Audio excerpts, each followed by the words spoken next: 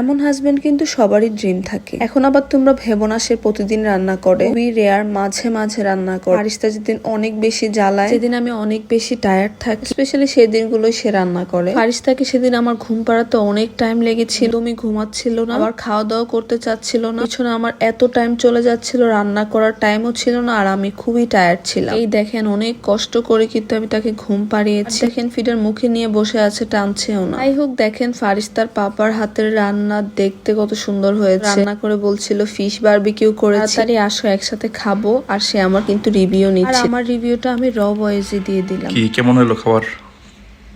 সেই মজা, সেই মানে সবগুলা খাবার মজা হয়েছে সত্যি। একটা ছেলে মানুষ মানে এত মজা রান্না করতে পারে।